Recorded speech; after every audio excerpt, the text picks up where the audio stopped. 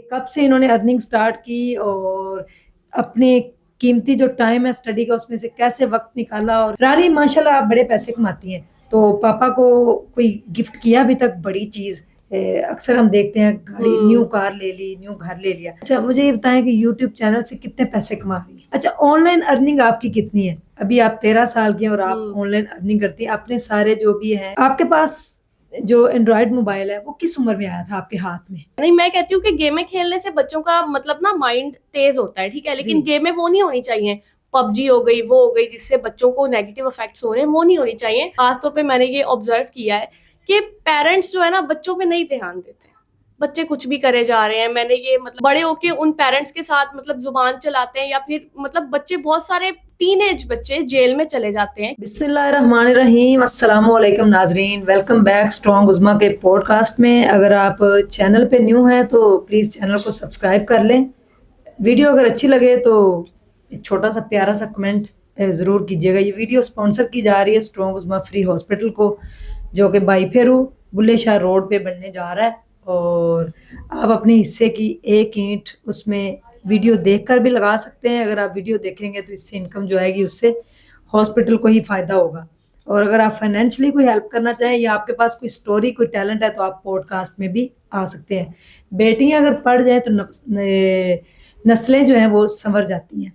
और बेटियों की तालीम पे जो है ना वो जोर देना चाहिए, क्योंकि तालीम जो है वो हर मुसलमान मर्द और औरत पर फ़र्ज़ है। तो अपनी बेटियों को तालीम के साथ स्किल ज़रूर सिखाया करें। मेरे साथ आज एक छोटी बेटी मौजूद है, जो कि जिनकी उम्र तो 13 साल है, लेकिन 13 साल की उम्र में वो अर्निंग भी करती हैं और मैट्रिक कर गई हैं। यानी कि 13 साल की उम्र में सबसे छोटी बच्ची जो है उन्होंने मैट्रिक जो है उनके एग्जाम्स दे दिए हैं और ऑनलाइन अर्निंग भी कर रही हैं, अपना यूट्यूब चैनल भी अर्न कर रही हैं। आप इनको पहले से ही जानते हैं, किसी तारुफ की मोहताज नहीं। मेरे सामने बैठ गई हैं 11 से आज 13 साल में रानी ईमान फातिमा। तो आइए इनकी लाइफ की जर्नी जानते हैं कि कब से इन्होंने अर्निंग स्टार्ट की और अपने कीमती जो टाइम है स्टडी का उसमें से कैसे वक्त निकाला और किस तरीके से ये जो अर्निंग भी कर रही हैं और अपने इन्होंने मैट्रिक से जो है ना वो एग्जाम्स भी दिए हैं।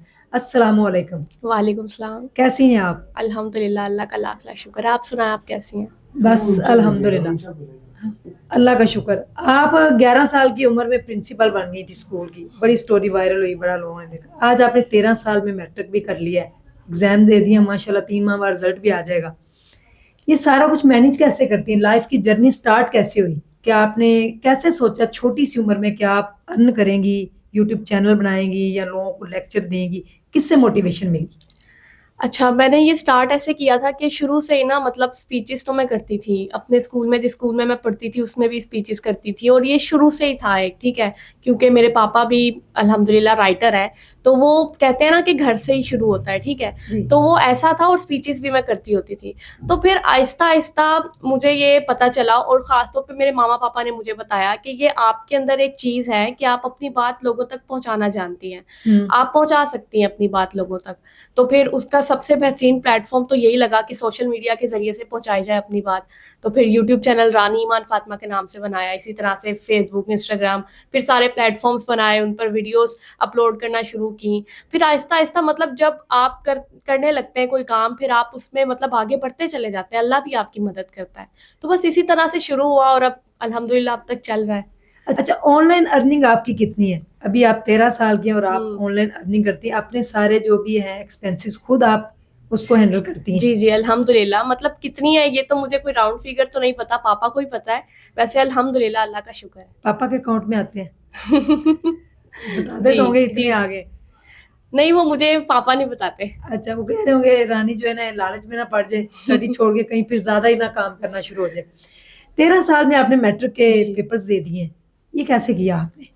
ये एक्चुअल में मतलब अल्लाह का शुक्र है, मैंने साथ साथ ना मतलब मामा ने पहले प्ले ग्रुप और नर्सरी तो मुझे घर में ही पढ़ा दी थी। अच्छा और मैं प्रेप से दाखिला लिया 4 साल की उम्र में, मैं मतलब प्रेप क्लास में चली गई थी। ठीक तो है। मैंने बीच में भी जंप की क्लास, आई थिंक सो, हाँ जी, एक क्लास बीच में भी जंप की। तो इस तरह से मतलब हो गया। तो 13 साल में उन्होंने कहा कि आप मैट्रिक कर सकती हैं। जी ठीक है। बच्चे हैं, बच्चियां हैं, आते हैं मैंने रिसेंटली एक इंजीनियर है मेरी दोस्त, उनसे मेरी मुलाकात हुई, तो उन्होंने बताया कि जो 13 से 14 साल या 12 साल की बच्चियां हैं वो स्कूल में आके चैनल देख रही हैं, सिस्टोलॉजी चैनल देख रही हैं, डक्की भाई लोग, इन लोगों को देख रही हैं तो वो यानी कि उनको स्टडी की तरफ उनका कोई रुझान नहीं है। माँ बाप आते हैं, पेरेंट्स आते हैं, तो हम उनको बताते हैं कि आपके बच्चे जो है वो ये चैनल्स देख रहे हैं, तो अच्छा। इससे क्या उनको मोटिवेशन मिल रही है, इसके बारे में आप क्या कहेंगी? अच्छा देखें, मतलब एक अगर देखा जाए ना कि बंदा एक इंटरटेनमेंट के लिए देख रहा है तो वो तो चलो समझ में भी आती है, लेकिन इंटरटेनमेंट में भी हमें पॉजिटिव चीजें देखनी चाहिए। जी जी, और ये सबसे बड़ा रोल इसमें पेरेंट्स का है ना। पेरेंट्स देखें उनके बच्चे क्या देख रहे हैं, ठीक है, और पेरेंट्स को चाहिए उन्हें ऐसी चीजें दिखाएं जिससे उन्हें फायदा मिले, जिससे उन्हें मोटिवेशन मिले, ठीक है। एंड इंटरटेनमेंट के लिए भी ऐसी चीजें ना उन्हें दिखाएं जिससे उनका मतलब इंटरटेनमेंट के साथ साथ उनका नुकसान हो, ठीक है। जी तो ऐसी चीजें बहुत जरूरी है। और मेरा चैनल भी देख सकते हैं, इस तरह से बहुत सारे मोटिवेशनल चैनल है, वो बच्चों को जरूर दिखाएं। आपका चैनल माशाल्लाह से बहुत अच्छा चल रहा है इस टाइप के। और खास तौर पे बच्चों को एजुकेशनल वीडियोस दिखानी चाहिए, फैक्ट्स दिखाने चाहिए, ठीक है। ये जमीन कैसे बनी, ये मतलब सब जब कुछ नहीं था तो क्या था, उन्हें मतलब आप ये दिखा सकते हैं कुरान की आयत के कुरान की सूरतों के खुलासे दिखा सकते हैं, ठीक है। यानी कुरान कि का अल्लाह तर्जुमा और से तफसीर रोशनास करवाया जाए बहुत बच्चों जरूरी को है, कि बहुत अल्लाह जरूरी है। कहाँ है, अल्लाह किधर है, अल्लाह ने ये सारी चीजें यस, कैसे बनाई ये है बहुत सारी। बहुत जरूरी है। आपके पास जो एंड्रॉयड मोबाइल है वो किस उम्र में आया था आपके हाथ में? आपने सबसे पहले उसके ऊपर क्या देखा? एंड्रॉयड मोबाइल तो मेरे पास अभी भी पर्सनल नहीं है, और मैं तो अच्छा कहती हूँ बच्चों के पास होना भी नहीं चाहिए पर्सनल। वो मैं मामा का यूज करती हूँ या पापा का यूज करती हूँ। तो अच्छा सबसे पहले स्टार्टिंग से मुझे ना, मैं आपको बताती हूँ, स्टार्टिंग से मैं सूरतों की ना तिलावत सुनती होती थी, ठीक है। ये अच्छा शुरू से मेरे पापा मुझे लगा के देते थे। अच्छा, पापा जी लगा के देते जी किस एज में? मामा। मैं मेरे ख्याल से मैं 2-3 साल की थी तब से देख रही हूँ मैं, और मुझे नींद ही नहीं आती थी सुने बगैर देखे बगैर। अच्छा, ऐसे होता था शुरू से ही, ऐसा है कि पापा फिर लगा के आहिस्ता, देते। हाँ जी, आहिस्ता आहिस्ता फिर मैंने और चीजें लाइक, अब मैं कुरान की सूरतों के खुलासे भी देखती हूँ, ठीक है, इस टाइप से तर्जुमा और तफसीर, मोटिवेशनल वीडियोस, ठीक है। अब जैसे जैसे उम्र बढ़ रही है साथ साथ चीजें भी बढ़ रही हैं। साथ साथ चीजें भी बढ़ रही हैं। बच्चे गलियों में घूमते हैं, हम्म। सारा दिन आवारा घूमते फिरते हैं, अगर स्कूल भी जाते हैं तो स्कूल से आकर उनकी डायरी चेक नहीं की जाती, बल्कि ऐसा ही माएँ है। जो हैं वो जान छुड़ाने के लिए बच्चों को मोबाइल दे देती हैं कि ये ले आप मोबाइल पे बैठ के गेम खेलें। आपके साथ ऐसा हुआ कि आप स्कूल से आई तो मम्मा पापा ने वक्त नहीं दिया आपको, आपके हाथ में मोबाइल पकड़ा दिया? नहीं, ऐसा नहीं हुआ। मतलब ऐसा, मतलब पहले ना हमारे घर में, मैं आपको बताती हूँ, हाँ जी, टीवी तो पहले हमारे घर में होता था, लेकिन जब से मैंने पढ़ना स्टार्ट किया ना, टीवी भी पापा ने केबल ही कट करवा दी, ठीक है, ताकि अच्छा मेरा ध्यान ना जाए। और नहीं, ऐसा कभी नहीं हुआ कि मामा ने मुझे मोबाइल पकड़ा दिया हो कि आप ये देखो। हालांकि मामा ने मुझे शुरू से खुद पढ़ाया है, ठीक है, मुझे एकेडमी भी नहीं लगाया। तो मैं आती थी स्कूल से, तो मामा मेरी डायरी चेक करती थी, मुझसे पूछती थी कि पूरे पूरे दिन में आपने स्कूल में क्या किया, आपने क्या नई चीज सीखी है, या जो चीज मैंने गलत की उसके बारे में मुझे गाइड करती थी कि आपने ऐसा नहीं करना, ठीक है, हम्म। या आपने इस चीज से सीखना है, या आपने ऐसा करना है। नहीं, ऐसा नहीं हुआ मेरे साथ कि मुझे मोबाइल पकड़ा दिया हो या आप ये देखो, नहीं। आपका छोटा भाई ये जिद करता है, जी, गेम में खेलता है मोबाइल पे, उसको देते हैं हाँ जी, मोबाइल? खेलता है, वो गेमें खेलता है। नहीं, मैं कहती हूँ कि गेमें खेलने से बच्चों का मतलब ना माइंड तेज होता है, ठीक है, जी लेकिन गेमें वो नहीं होनी चाहिए। पबजी हो गई, वो हो गई, जिससे बच्चों को नेगेटिव इफेक्ट्स हो रहे हैं, वो नहीं होनी चाहिए। और गेम्स भी जरूरी है, मतलब बच्चों के माइंड के लिए, उनके माइंड को तेज करने के लिए, थोड़ी सी इंटरटेनमेंट के लिए, क्योंकि अब सोशल मीडिया का जमाना आ गया है। अब मोबाइल तो बच्चों के हाथ में होता है, लेकिन पर्सनल मोबाइल नहीं बच्चों को देना चाहिए, ठीक है। किस एज तक? किस एज तक? मेरे ख्याल से तो मतलब यूनिवर्सिटी लेवल में अब जरूरत होती है मोबाइल की, तो तब भी लैपटॉप होना चाहिए बच्चों के पास, ठीक है, उसके बाद ही होना चाहिए यानी कि मोबाइल। आपके पास आपका ये कहना है कि मोबाइल बच्चों को नहीं देना हाँ चाहिए, जी, मोबाइल से पर्सनल बच्चे मोबाइल, हाँ बिगड़ते हैं। जी, मोबाइल से बिगड़ते हैं। मोबाइल पर्सनल मोबाइल से बच्चे बिगड़ जाते हैं। अपने बच्चों का आप ख्याल रखा करें, उनकी हर एक्टिविटी के ऊपर नजर रखा करें। जब आप उनको मोबाइल देते हैं, जान छुड़ाते हैं, तो ऐसी चीजें, ऐसी एप्स ऊपर आ जाती हैं जिसमें उन बच्चों को नहीं पता, बिल्कुल सही बात है। बच्चों को कुछ पता नहीं है। यानी कि देखिए अल्लाह है ना, तो अल्लाह को भी पता है कि मैंने फलां बंदे को ये चीज कब देनी है। तो इसी तरह पेरेंट्स को भी पता होना चाहिए कि हमारे बच्चे ये छोटे हैं, अगर 3 साल का बच्चा छुरी मांगे तो वालदा उसको छुरी तो नहीं देगी ना, क्योंकि उसको पता है इससे इसको पता ही नहीं, कट कर लेगा अपना हाथ या मुंह में ले लेगा। तो इस तरह रानी, अपनी लाइफ का 13 साल जो आपने एक्सपीरियंस किया है, लोगों को आपने जज किया, सारा दिन आप यानी कि वीडियोस भी बनाती हैं, लोगों के मैसेजेस कमेंट्स वगैरह के रिप्लाई भी करती जी। होंगी, क्या आपने 13 साल जिंदगी में, 4 साल तो छोड़ दे, बच्चा छोटा होता पता नहीं था, ये बाकी जो साल गुजरे हैं उसमें आपने जिंदगी से क्या अख्ज़ किया है? मैंने जिंदगी से ये सीखा है कि मतलब आप अगर समझते हैं ना कि मतलब ये आपको पहले तो ये समझना पड़ेगा, ये चीज आपको समझनी पड़ेगी कि आप जो कर सकते हैं ना वो आप खुद ही कर सकते हैं। कोई आपका हाथ पकड़ के नहीं आपको करवाएगा कि तुम ये कर लो, कोई आपकी मिन्नतें नहीं करेगा कि तुम ये कर लो वो कर लो। आपको जो अपने लिए करना है ना वो आप खुद ही कर सकते हैं, और जो आप अपने लिए कर सकते हैं ना वो आपके लिए कोई भी नहीं कर सकता। और पेरेंट्स आपके लिए कितनी देर तक होते हैं, उन्होंने भी एक दिन आपको छोड़ के चले जाना होता है, ठीक है। तो आपने अपने बारे में खुद सोचना है कि मैंने अगर मैं ये काम करूंगा तो मुझे फ्यूचर में क्या इफेक्ट्स मिलेंगे, ठीक है, इसके फ्यूचर में क्या साइड इफेक्ट्स हो सकते हैं या क्या बेनिफिट्स मुझे मिल सकते हैं, ठीक है। तो अपनी लाइफ के ना आप खुद ही जिम्मेदार होते हैं। और सेकंड चीज ये है, मैंने ये देखी है, खासतौर पे मैंने ये ऑब्जर्व किया है कि पेरेंट्स जो है ना बच्चों पे नहीं ध्यान देते। बच्चे कुछ भी करे जा रहे हैं, मैंने ये मतलब आप एक्सपीरियंस ही समझ लें, जो भी समझ लें, बच्चों को नहीं देखते हैं वो क्या कर रहे हैं, वो किन बच्चों के साथ, किन बच्चों की सोहबत में है। सबसे मेन चीज सोहबत होती है, जी। ठीक है, वो किन लोगों की सोहबत में है, ठीक है। यूं बच्चे फिर जब बड़े होके उन पेरेंट्स के साथ मतलब जुबान चलाते हैं, या फिर मतलब बच्चे बहुत सारे टीनेज बच्चे जेल में चले जाते हैं, क्या क्या कर देते हैं, और पेरेंट्स को फिर तब पता चल रहा होता है उन्होंने ये काम किया इस वजह से। तो पेरेंट्स को नहीं पता होता उनके बच्चे क्या है, क्या कर रहे हैं, कहाँ पे हैं, ये जरूर पता होना चाहिए पेरेंट्स को, ये देखना चाहिए, क्योंकि पेरेंट्स को ये चीज समझ में रखनी चाहिए कि उनके बच्चे ही तो उनके सरमाया हयात है। ये चीज मैंने देखी कि पेरेंट्स नहीं देखते हैं बच्चों को, और ये चीज तो मैं हमेशा कहती हूँ, बेशक अपने बच्चों के लिए कुछ ना बनाए लेकिन बच्चों को जरूर कुछ बनाए, बच्चों को ठीक है, जरूर बच्चों पे ध्यान दें। पेरेंट्स कहते हैं कि हम बच्चों के लिए तो कर रहे हैं, हम सारा ऐसा दिन ही है। बच्चों के लिए काम करते हैं, बच्चों के लिए खपते हैं, हालांकि वो बच्चों के लिए कुछ भी नहीं कर रहे हाँ होते। जी, बच्चों को टाइम देना सबसे इम्पोर्टेंट है। टाइम दे देंगे ना वो बच्चों को, जो आपने पूरे दिन में सिर्फ आधा घंटा भी टाइम दे दिया ना, वो उनके लिए बहुत प्रीशियस टाइम होता है, वो जरूर यानी दें। कि आपका ये कहना है और मेरा भी ये मानना है कि आपके बच्चे जो हैं वो आपका एसेट है, ये बिल्कुल ये और सही आपके लिए सदका जारिया भी वही हम्म। बनते हैं। अब आपने ही बच्चे को जो है ना तरबियत के थ्रू सुधारना भी है और बिगाड़ना भी है। ऐसा ही है। तो पेरेंट्स जो है वो अपने बच्चों को उनके लिए वक्त जरूर निकाले। आजकल के बिजी दौर में किसी के पास वक्त नहीं है। ऐसा ही है। बाप भी जॉब कर रहा है, माँ भी जॉब कर रही है, बच्चे जो हैं वो मासियों के सिर पे हैं, ये वैसे हैं। तो जब पेरेंट्स घर आते हैं थके हारे, तो वो आगे बच्चा जब उनसे कोई डिमांड करता है तो आगे से उनको शट अप कॉल मिलती है। इसके बारे में क्या कहेंगे आप? इसके बारे में मैं यही कहूंगी कि आप किसी कोई वेला बंदा भी है ना, जो जिसके पास कोई काम करने को नहीं है, आप उसे भी कहेंगी ना तुम मुझे टाइम दे दोगे, वो कहेगा मेरे पास तो टाइम ही नहीं है, मैं तो बहुत बिजी हूँ। टाइम किसी के पास है ही नहीं दुनिया में, किसी के पास एक सेकंड का भी टाइम नहीं है, और अगर देखा जाए तो टाइम है भी। तो टाइम तो निकालना पड़ता है, ये नहीं कहा जा सकता। और मैंने बहुत सारी ऐसी देखा है कि माँ जो है ना, माँ भी जॉब कर रही है, बाप भी जॉब कर रहा है, ठीक है। अब क्या है कि उनके फैमिली के जो इखराजात हैं वो पूरे हो सकते हैं उस अर्निंग से जो कि उनके पापा कमा रहे हैं, लेकिन उनकी मामा फिर भी जॉब कर रही है, ठीक है। तो इसकी क्या अगर वजह है? इसकी वजह मुझे खुद नहीं समझ आती ऐसा क्यों होता है। हालांकि उनकी मामा को चाहिए कि वो अगर वो जॉब कर रही है ना, उससे जितने पैसे कमा रही है, अगर वो उसी टाइम में अपने बच्चों की तरबियत पे ध्यान दे तो बच्चे उससे डबल पैसे उन्हें कमा के दे सकते हैं, ठीक है ना, और उनका सरमाया हयात भी बनेंगे। तो अगर माँ को जॉब करनी ही है तो ऑनलाइन जॉब्स हैं, घर में भी बैठ के की जा सकती है, बहुत सारी चीजें हैं। एटलीस्ट माँ तो जॉब ना करे, ठीक है। लेकिन अगर वो सिंगल मदर है, ठीक है, तो उसके लिए मुश्किल हो सकता है, वो भी ऑनलाइन जॉब कर सकती है। ऑनलाइन बहुत सारे प्लेटफॉर्म्स हैं, ठीक है। और अगर वो थके हारे घर से आते हैं, ठीक है, दोनों जॉब कर रहे हैं, थके हारे घर से आते हैं, तो थोड़ा सा टाइम तो उन्हें निकालना चाहिए। वो टाइम थके आ रहे आके वो फौरन सो नहीं जाते। अगर पेरेंट्स थके आ रहे आते हैं ना जॉब से, वो देख रहे होते हैं, मोबाइल देख रहे होते हैं, ठीक है, तो उस टाइम पे अगर थोड़ा टाइम वो अपने बच्चों को दे देंगे तो कुछ नहीं जाएगा।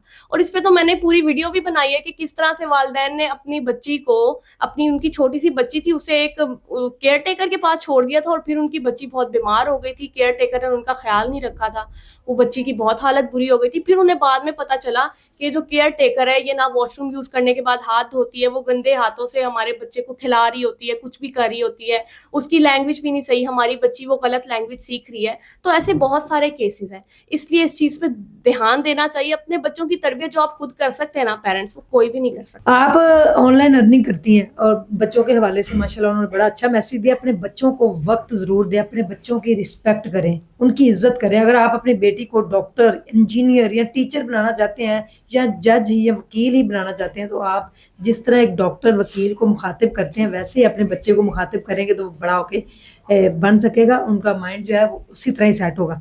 रानी माशाल्लाह आप बड़े पैसे कमाती हैं, तो पापा को कोई गिफ्ट किया अभी तक बड़ी चीज?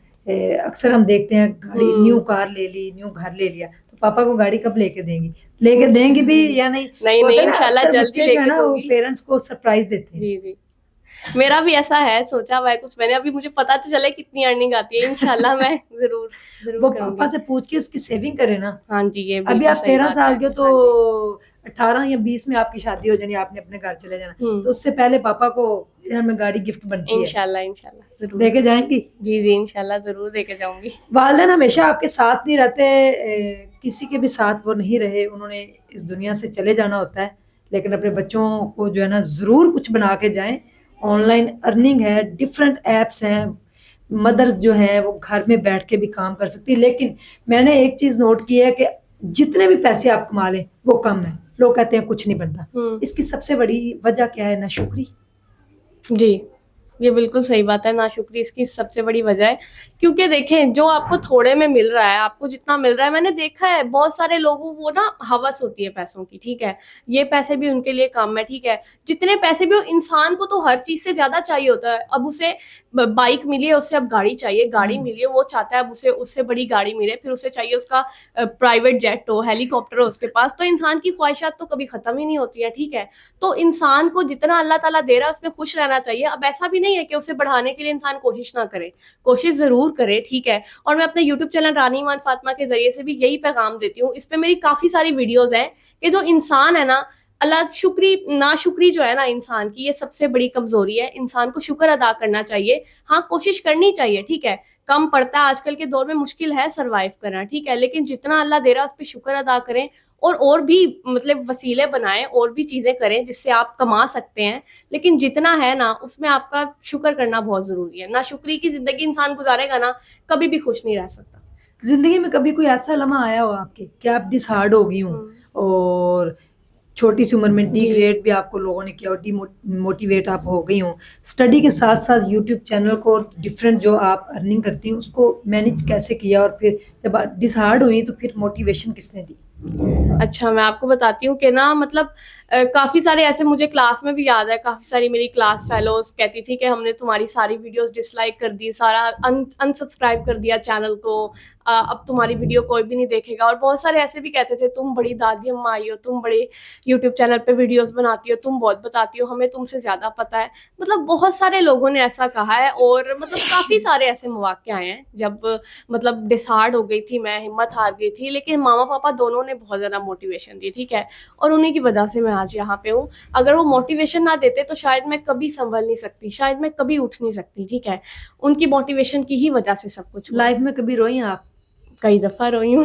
यूट्यूब चैनल को देख के, या यूट्यूब चैनल की वजह से भी, मतलब एक कमेंट्स? दफ़ा मुझे याद है, हाँ जी, कमेंट्स में भी कोई कहते हैं पागल औरत, कोई ऐसे पता नहीं औरत कहते? क्या-क्या अच्छा। क्या-क्या कहते हैं, मैं क्या बताऊँ आपको, ठीक है? तो जहाँ पे आपको मतलब कि मोटिवेशन मिलती है, जहाँ पे लोग आपको सपोर्ट कर रहे होते हैं, वहाँ पे लोग आपको मतलब डिस्करेज भी कर रहे होते हैं, तो दोनों चीज़ों का सामना करना पड़ता है। अब अगर मैदान में आए हैं ना, तो फिर गलत जुमले भी सुनने पड़ेंगे, ठीक है? अपने खिलाफ भी बातें सुननी पड़ेंगी और अपने हक में भी सुननी पड़ेंगी, ठीक है? लेकिन दोनों को बर्दाश्त करना पड़ता है, ठीक है? तो ऐसे ही है अब। और दूसरी आपने क्या बात कही थी? दूसरा मैंने आपसे पूछा कि रोई कब थी आप? रोई मैं कब थी? हाँ जी, एक दफ़ा मुझे याद है कि ना मैं एडिट कर रही थी यूट्यूब चैनल की वीडियो, तो वो मतलब पता नहीं क्या हो रहा था कि वो एडिट नहीं हो पा रही थी, या पता नहीं क्या मसला हो रहा था, मुझे तो याद नहीं आ रहा कि बार-बार, पहले तो ना प्रोजेक्ट भी नहीं सेव करना मुझे पता था कि प्रोजेक्ट भी सेव करते होते हैं। तो वो बार-बार मतलब लाइट जा रही थी, या पता नहीं क्या मसला हो रहा था, बार-बार वो सारी खराब हो जाती थी, फिर शुरू से करनी पड़ती थी, फिर शुरू से। तो फिर मैं रोने लग गई थी, एक टाइम आ गया था कि मैं बहुत ज़्यादा डिसहार्ड हो गई थी। और वीडियोज़ बनाते हुए भी ऐसा कई दफ़ा हुआ है कि वो बार-बार गलतियाँ होती रहती हैं वीडियो में, या कभी वीडियो बनाओ तो कभी मतलब कोई बाहर आ जाता है रेडी वाला कि ये ले लो, वो ले लो, आवाज़ें आने लग जाती हैं, कभी क्या मसला, तो काफ़ी टाइम लग जाता है। वीडियो बनाना भी आसान काम नहीं है, ठीक है? लोग समझते हैं ना कि ये क्या, ये कैमरा लगा के बैठ जाते हैं, वीडियो बना लेते हैं, हालाँकि इतना आसान काम नहीं है। कोई भी काम है ना, वो आपकी जॉब है, आपको उसे पूरा टाइम देना पड़ता है। जी, क्या मैसेज देंगी बच्चों को, खास तौर पे बच्चियों को? मैं यही मैसेज दूँगी कि ना, आप इस एज में क्या होता है, इस एज में ना हमें बहुत सारे ऐसे लोग मिलते हैं, जैसे टीन एज है, बच्चों की एज है, कि वो कहते हैं कि हम तुम्हारे लिए बहुत ज़्यादा मुखलिस हैं, हम तुम्हारे मामा-पापा से भी ज़्यादा अच्छे हैं तुम्हारे लिए, हाँ। यस। ऐसे इस एज में तो बहुत कुछ होता है ऐसा। तो बहुत सारे लोग ऐसे कहते हैं कि हम तुम्हारे लिए मुखलिस हैं, हम बच्चों को तुम्हारे ट्रैप पक्के करते दोस्त हैं। हैं। ऐसा ही है, हाँ जी, ट्रैप करते हैं। तो बच्चे क्या करते हैं, उनकी बातों में आ जाते हैं, ठीक है? बच्चे कहते हैं हाँ ये तो हमारे पेरेंट्स से भी ज़्यादा अच्छे हैं, ये तो हमारे पेरेंट्स से भी ज़्यादा हमारा ख्याल रखते हैं, तो फिर पेरेंट्स का उनके जहन में नेगेटिव इमेज बनता चला जाता है और उन लोगों का अच्छा इमेज बनता चला जाता है। तो बच्चों को बताने से पहले मैं पेरेंट्स को बताऊंगी कि बच्चों को ज़रूर ये आप बताएं कि सबसे ज्यादा उनके लिए मुखलिस उनके पेरेंट्स ही हैं, जी उनसे ज्यादा कोई भी मुखलिस नहीं, तो उन्हें किसी की भी बातों में नहीं आना चाहिए, ठीक है। पहली तो बात ये है, बच्चे कभी किसी की बातों में ना आए। सिर्फ हर चीज ना बच्चों को चाहिए अपने पेरेंट्स के साथ जरूर शेयर करें। उनके साथ कोई भी मसला हुआ है, छोटे से छोटा या बड़े से बड़ा मसला हुआ है, ठीक है, जब बाद में पेरेंट्स को पता चलता है तो उन्हें दुख भी होता है और उन्हें जी धचका भी लगता है। तो बच्चों को हर चीज ना पेरेंट्स को जरूर बतानी चाहिए। एंड उसके बाद ये चीज है कि बच्चों को ना अब अपना सोचना चाहिए, ठीक है। एक तो अगर आप कुछ बनना चाहते हैं, बच्चों को कह रही हूँ, टीनेज को कह रही हूँ, आप कुछ बनना चाहते हो और अगर आपके पेरेंट्स आपको कुछ और बनाना चाहते हैं, ठीक है, तो पेरेंट्स को बताएं कि आप ये जो बनना चाहते हैं, आप ये बन के उन्हें क्या फायदा पहुंचा सकते हैं, ठीक है। आप खुद को क्या फायदा पहुंचा सकते हैं, आपको पेरेंट्स को भी ब्रेन वॉश करना होगा, ठीक है, तभी वो आपका उसमें साथ देंगे, ठीक है। बहुत सारे पेरेंट्स होते हैं ना बच्चों की मुखालफत करते हैं, तो पेरेंट्स को भी चाहिए कि बच्चे जो बनना चाहते हैं उन्हें बनने दें। और लड़कियों को मैं ये कहूंगी कि खुद को ना कभी कमतर ना समझे, ये ना समझे कि आप कुछ नहीं कर सकती या मैं लड़की हूं तो मैं कुछ नहीं कर सकती। इस्लाम ने औरत को, इस्लाम ने लड़कियों को बहुत ज्यादा मतलब अहमियत दी है, उन्हें बहुत ज्यादा मकाम दिया है। ये मेरी एक नज़म का शेर भी है, वो तो पूरी मेरी एक नज़म है, मुझे बस ये शेर याद आ रहा है। तू अजीम है जन्नत का निशान है तू अजीम है जन्नत का निशान है तू, खुद पे हो नाजा पैगंबरों की माँ है तू। वाह जी तो मतलब कभी भी खुद को कमतर ना समझना और कभी भी ये ना समझना कि आप कुछ नहीं कर सकती हो, ठीक है। आप सब कुछ कर सकती हो, आपके लिए तालीम बहुत जरूरी है, आपके लिए स्किल्स बहुत जरूरी है, ठीक है। तो कभी कोई आपको ये ना कह सके कि आप अनपढ़ हो या आपको कुछ भी नहीं आता, ठीक है। तो आपको खुद को मजबूत बनाना, इंडिपेंडेंट होना बहुत ज्यादा जरूरी है, लड़कों के लिए भी लड़कियों के लिए भी, खासतौर पर लड़कियों के लिए, क्योंकि ताकि उन्हें कोई छोड़ के चला जाए किसी भी लाइफ की स्टेज में, ठीक है, तो वो ये ना हो कि वो अकेली रह जाए, वो बिल्कुल ही ज्यादा तन्हा हो जाए, ठीक है। उनके पास ये वसाइल हो कि वो अपने लिए खड़ा कर सके, ठीक है। टीनेज को हमेशा जो है ना, टीनेज को इस चीज को ध्यान में रखना है, अपना टाइम टेबल बनाना है, बच्चों को चाहिए अपना टाइम टेबल बनाए, उस टाइम टेबल के मुताबिक चलें। आप चीजें जो देख रहे हैं, आप नेट पे जो टाइम वेस्ट कर रहे हैं, कार्टून्स देख रहे हैं, वो भी साथ साथ जरूरी है, लेकिन आप अपने फ्यूचर के बारे में भी सोचें कि इससे आपके फ्यूचर पे क्या असरात मुरतब हो सकता है, ये बहुत जरूरी शुक्रिया है। आपका। आप हमारे पॉडकास्ट में आई और आपने इतना खूबसूरत सा मैसेज दिया पेरेंट्स को और बच्चों को। अपने बच्चों के लिए सीरियस ज़रूर हों, ये ज़िंदगी बड़ी छोटी सी है, क्योंकि आजकल हमारी जो इन्वायरमेंट है, हमारे जो है दिलों के और दिमाग के हालात हैं, नेगेटिविटी पोल्यूशन है हमारे दिमाग में, तो उसकी वजह से ज़िंदगी भी बड़ी कम है। अगर आप पॉजिटिव सोचेंगे तो जैसा आप गुमान करेंगे, अल्लाह ने कहा मुझे वैसा ही पाएंगे। बिल्कुल वैसा ही हमेशा है, बिल्कुल। अल्लाह का शुक्र अदा किया करें और अपने बेटियों के ऊपर खसूस जो है ना, वो खसूसी तवज्जो इसलिए दिया करें, खसूस बिलखसूस बेटियों के ऊपर। बेटों की भी तरबियत अच्छी करें, बेटियों के ऊपर इसलिए खसूसी तवज्जो दें, उनको स्किल भी सिखाएं, उनको तालीम भी दें, ताकि आगे जब उनको कोई छोड़ के खुदा ना खास्ता जाए तो अपने पाँव पे खड़ी हो जाए। इसी के साथ हमें दीजिएगा इजाज़त और ढेर अपना ख्याल रखिएगा, दुआओं में याद रखिएगा, अपनी राय का ज़रूर इजहार कीजिएगा, चाहे आप हमारे अगेंस्ट जाएं, चाहे आपको वीडियो अच्छी लगे, हमारे आप हक में जो है वो कमेंट करें, लेकिन अपनी राय का इजहार ज़रूर किया करें। Thank you so much. अल्लाह हाफिज़।